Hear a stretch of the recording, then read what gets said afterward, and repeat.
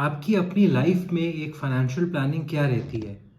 यही ना कि आप जितना कमा रहे हैं वो सेव करें जो आपके फ्यूचर में काम आए। बट अगर मैं ये बताऊं कि आपकी सेविंग्स एक ही झटके में जा सकती हैं अगर आप किसी भी वजह से बीमार हो गए या अस्पताल में भर्ती हो गए। इन सब चीज़ों से बचने के लिए आज की डेट पे आपका एक हेल्थ इंश्योरेंस होना बहुत ज़रूरी है।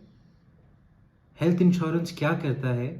उसका मेन एडवांटेज यही है कि आप जब भी बीमार होते हैं या किसी दुर्घटना की वजह से अस्पताल में भर्ती होते हैं तो आपका जो भी खर्चा होता है वो इंश्योरेंस कंपनी पे करती है।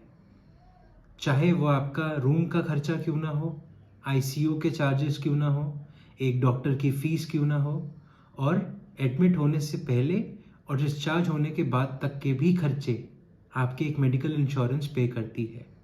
एक हेल्थ इंश्योरेंस में कुछ चीज़ों का ख्याल रखना ज़रूरी है, जैसे कि आपकी जो रूम की लिमिट है वो कहीं फिक्स तो नहीं है, उससे रिलेटेड आईसीयू की लिमिट कुछ फिक्स तो नहीं है, या आईसीयू रिलेटेड चार्जेस कुछ कैपिंग तो नहीं है।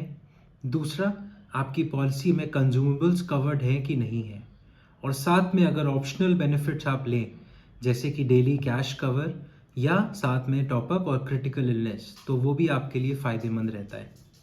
अब एक और चीज़ आपके लिए फ़ायदेमंद है कि अगर आपका इंश्योरेंस कहीं चल रहा है और वो हॉस्पिटल आपकी कंपनी में टाई अप में नहीं है कैशलेस के, तब भी आपको वहाँ कैशलेस की सुविधा मिलेगी। आपको करना सिर्फ ये है, अगर कुछ प्लान्ड हॉस्पिटलाइजेशन है तो 48 घंटे के अंदर अंदर आपने कंपनी को इन्फॉर्म करना है भर्ती होने से पहले।